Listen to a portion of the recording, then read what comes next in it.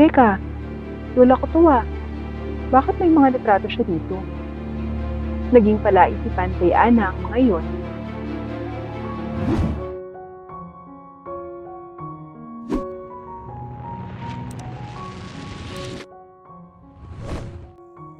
Mahirap lamang ang pamilya nila Ana at isang single mother ang nanay niya.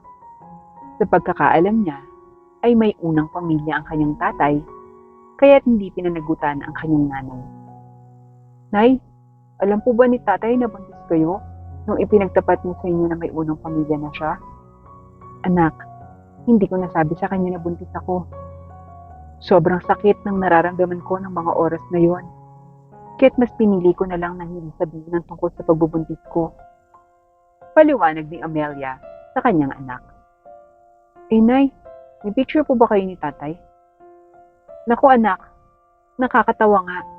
At litrato pa ng nanay niya ang naibigay sa akin. Hindi ang litrato niya. Talaga po? Pwede po bang patingin ang litrato ng lola ko? Oo. Teka anak, hanapin ko muna. Eto anak. Halos kamukha mo nga ang lola mo. Ganyan na ganyan din ang mata ng tatay mo. Nay, ako na po yung magtatago nito ngayon. Malay po natin, makita ko siya balang araw. Ani Ana. Sige anak, itabi mo na rin ang litrato ng iyong lola. Kaagad namang itinago ang litrato dahil sa pananabik nito sa kanyang tatay at lola. Noong mga panahong iyon, ay nag-aaral siya sa elementarya at nasa baitang 6 na. Tanging pagtitinda lamang ng gulay ang ikinabubuhay nilang mag-ina. Kaya't duda siya kung makapagpapatuloy pa siya ng high school. Congrats anak! Graduate ka na ng elementary. Napakagaling at napakasipag mo. Pati sa kanya ng kanyang ina. Siyempre naman ay, manang-mana po ako sa iyo eh. Salamat po sa lahat ng pagsasakripisyo. Ano ka ba anak? Responsibilidad ko bilang ina ang pag-aralin ka. Kaya huwag kang mag-alala. Igagapan ko pa rin yung high school mo. Kahit para man lang high school, makatapos ka rin. Nakangiting sabi ng kanyang ina. Nay, maraming salamat po ah. Mahal na mahal ko po kayo. Habang niyakap naman niya ang kanyang ina. O siya, kumain na tayo. Nagluto ako ng kalahating kilong pansit at nagbigay ng panglahok ng tita mo. Kaunti na lamang ang dinagdag ko. Ay, salamat na isa pa pansit. Wala yun anak. Lahat gagawin ko para sa'yo. Anak kita eh. Pagkatapos nilang kumain, ay nagkwentuhan lamang sandali ang mag-ina. Nay, paano kung isang araw makita ko na lang si tatay pati si lola? Tanong ni Ana. Okay lang anak. Wala naman akong magagawa kung tadhana na yung maglapit kayo sa kanila. Basta, lagi mong tatandaan na mahal kita. Salamat po, Nay. Kasi kahit ganun po yung nangyari, di niyo pa rin niyaang magalit ako kung tatay. Karapatan mo namang makilala sila. Kaya lang, maski ako, hindi ko na alam kung nasan sila. Hayaan niyo na po, Nay. Kung nakatadhanang magkita kami, mangyayari po yun. Oo, anak. O siya, tara na magpahinga. At i-enroll na rin kita bukas sa high school. Sige po, Nay, matulog na po tayo. Kinabukasan nga, ay kaagad namang in-enroll ni Amelia ang anak dahil gusto niyang makatapos man lang ito kahit high school. Ngunit may isang pangyayari ang naganap. O anak, na-enroll na kita ha. Mag-ready ka para sa pasukan. Magaling na magaling ka at bibo. Oo, Nay, ako pong bahala. Habang naglalakad pa uwi ang mag-ina, bigla na lamang sumakit ang likod nito at sinabayan pa ng pag-ubo nito na may kasamang dugo. Nay, ano pong nangyayari sa inyo? Anak, wala ito. Huwag mo akong alalahanin. Nay, hindi. Halika po, dadaling ko kayo sa malapit na ospital. Kaagad namang humingi ng saklolo si Ana at agad na dadala ang nanay niya sa malapit na pagamutan. O Nay, kumusta na kayo? Masakit pa po ba ang likod niyo? Anak, okay na ako. Tara na, umuwi na tayo. Wala tayong pambayad dito. Nay, sandali lang po. Antayin natin yung resulta ng test nyo.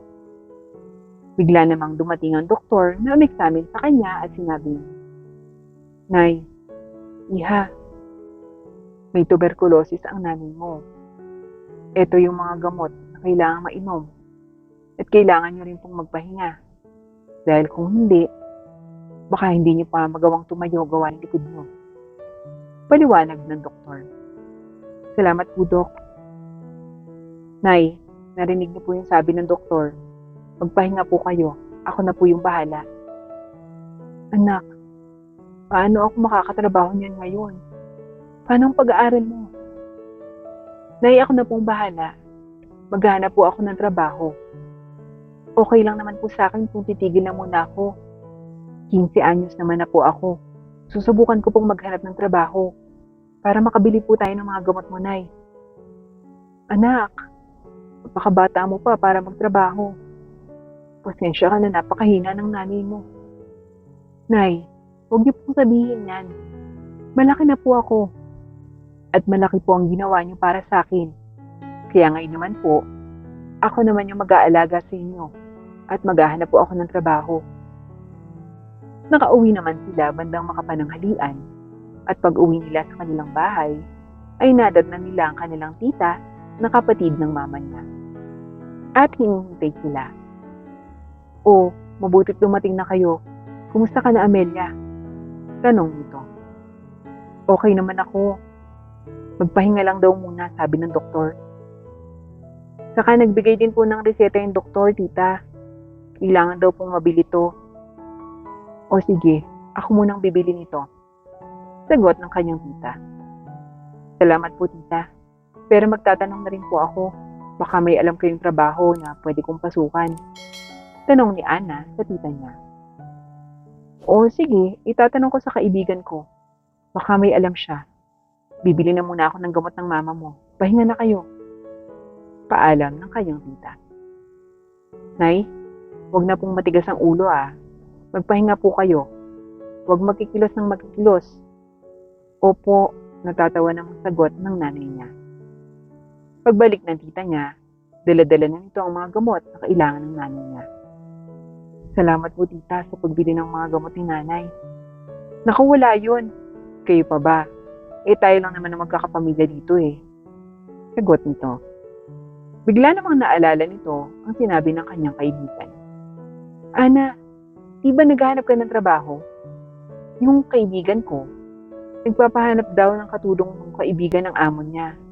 5,000 ang unang sahod at nataas kada 3 buwan. Paliwanag nito. Talaga po, tita? Pwede po ako dyan. Saan po ba sila nakatira? Tanong niya. Yun nga lang, sa Maynila pa yun. Pero wala ka nang poproblemahin. Kasi sagot din nila yung pamasahe mo papunta doon at libre ang mga pagkain at mga personal mo pang gamit. Sige po, tita. Mag-uusap muna po kami ni nanay. O sige, mag-usap muna kayo. Sabihan mo ako kaagad para masabi ko rin sa kaibigan ko Paalala naman ng tita niya. Opo, tita. Sagot niya. Nang makaalis naman ng tita niya, ay saka sila nag-usap ng kanyang nanay. Nay, narinig niyo naman po yung sinabi ni tita. May trabaho po sa Maynila, kasambahay, at 5,000 piso po ang paunang bayad para makabili din po tayo ng susunod na mga gamot niyo. Nay, hindi yun magtatagal. Uuubos din itong binili ni tita. Paliwanag pa niya. Anak, talaga bang gusto mo yan? Kasi, kung napipilitan ka lang, huwag na lang, kaya ko namang magtiis. Nay, kung kayo po, lahat ay gagawin para sa akin, ganun din po ako. Lahat ay gagawin ko para gumaling po kayo. Maraming salamat, anak. At mag-iingat ka dun Sa day off mo, uuwi ka. Mamimiss kita, anak. Mamimiss din kita, Nay. Kaya lang po, kailangan natin munang maghiwalay para tuluyan na po kayong gumaling. Magpapagaling agad ako, anak, para saglit ka lang doon. Kinabukasan niya, ay agad na niyang ipinalam sa tita niya na tatanggapin na niya ang trabaho. Tita, magandang umaga po. O ikaw pala yun, Ana. Pasok ka. Nag-usap na po kami ni nanay at pumayag na po siya na magtrabaho po ako para pambili ng gamot po niya. O mabuti naman. Sasabihin ko na sa kaibigan ko. Sasabihan na lang kita kung kailan ka luluwas ng Maynila. Sige po tita, salamat po. Lumipas lamang ang isang linggo at agad na pinuntahan siya ng tita niya. Ana, sa Martes na ang alis niyo pa Maynila ng kaibigan ko. Sige po tita, nakahanda na naman po yung mga gamit ko. Mag-iingat ka doon na, ako nang bahala sa nanay mo. Sagot ng tita niya. Nay, bukas na po yung alis ko. Alagaan niyo po yung sarili niyo Isipin niyo na lang po na nasa kabilang bayan lang ako at malapit na rin umuwi para hindi po kayo malungkot. Sige anak, mag-iingat ka doon. Mahal na mahal kita. Dumating ang araw at nakaluwas na ng Maynila si Ana at ang kaibigan ng kanyang tita. O Ana, ito yung bahay na magiging amo mo. Magpakabait ka Wala silang anak. Tanging paglilinis, laba, at saka luto ng pagkain nila ang gagawin mo. Paliwanag nito. Sige po ate, salamat po. Kaagad naman silang pumasok sa loob ng bahay at nakaharap nilang mag-asawa na magiging amo niya. Sir, ito po si Ana. Masipag at mapagkakatiwalaan po. Sabi agad ng kaibigan ng tita niya. Sige, okay na yan. Kailangan talaga namin ng kasambahay dahil busy kami sa aming mga trabaho. Sabi naman ng mag-asawang Nelly at Cesar. Mauna na po ako, ma'am, sir. Paalam naman ng kaibigan ng tita niya. Halika, iha. Ituturo ko sa iyo yung magiging kwarto mo, pati yung mga daily routine na gagawin mo. Ani Nelly. Okay po, ma'am. Dito ka matutulog. Kung nagugutom ka, malaya kang kumain kung anong gusto mo. Nasa ref ang mga pagkain. Basta gusto ko lang ay maging honest ka sa amin ng sir mo. Kung kailangan mo ng pera, magsabi lang. Opo ma'am, makakaasap po kayo sa akin. Kaagad namang nagsimula sa kanyang trabaho si Ana. Naglinis na muna siya ng sala at kusina dahil sa tagal ng hindi nalilinisan ay kumapal na ang mga dumi ng mga ito. Ganon din ang mga kasangkapan na matagal nang hindi nagagamit. Magtatanghalian na noon, kaya't nagluto na si Ana ng tinola. O Ana, nakaluto ka na? Tanong ng amo niyang si Nelly. Opo ma'am. Mainit pa po yung sabaw. Nagtinola po ako ng manok. Yon! Masyadong stress sa trabaho. Kaya kailangan ko ng may mahihigop na sabaw ngayon. Butit may sabaw ang iniluto mo. Paborito din to ng Sir Cesar mo. Tamang-tama po yan ma'am. Kumain na po kayo. Sayang naman po at hindi makakauwi si Sir ngayon. Mamaya pauwi na rin yan. Pero mauna na tayong kumain. Tara, sabayin mo na ako. Yaya nito. Naging malapit sa isa't isa sina Ma'am Nelly at Ana at itinuro niya siya nitong anak. Habang isang araw naman, naglilinis siya ng isang kwarto na naging abandonado na. Teka, ano tong mga to? Bakit madaming litrato yung nakatago dito? Tanong niya sa sarili. Nakailang kuha pa siya sa isang box nang makita niya ay isang litrato ng matandang babae at namukhaan niya agad ito. Teka, lola ko to Bakit may mga litrato siya dito? Naging palaisipan kay Ana ang mga iyon, kaya nung minsang naroon sina Sir Cesar at Ma'am Nelly niya, ay nagtanong siya. Ma'am, sir, nilinis ko po pala yung isang kwarto na puno ng gamit. Napansin ko po yung litrato ng isang matandang babae. Sino po siya? Ayun ba? Si Mama yun. Matagal na siyang patay. Sayang nga, at di man lang niya nakitang magkaapo sa amin ng Ma'am Nelly mo. Kasi nagkakomplikasyon sa akin mula nung maaksidente ako at hindi na ako maaaring makabuntis. Sagot ng Sir Cesar niya. Oo, Ana. Wala rin kaming anak ni Sir mo. Kaya nga natutuwa ako sa iyo. Parang nagiging nanay na rin ako. Masayang sabi ni Nelly. Okay po sir. Napagtanto niya na ang tatay niya pala ay ang amo niyang lalaki. Kinagabihan ay umiyak si Ana habang yapos ang litrato ng lola niya. Bakit ka umiiyak, Ana? Tanong Sir Cesar. Sir, ang litrato po kasing ito, kapareho ng litrato ng lola ko na ibinigay ng nanay ko. Talaga ba? Sino ba ang nanay mo? Si Amelia po. May litrato po ng lola ko ang iniwan ng tatay ko sa nanay ko. At kamukha po nito.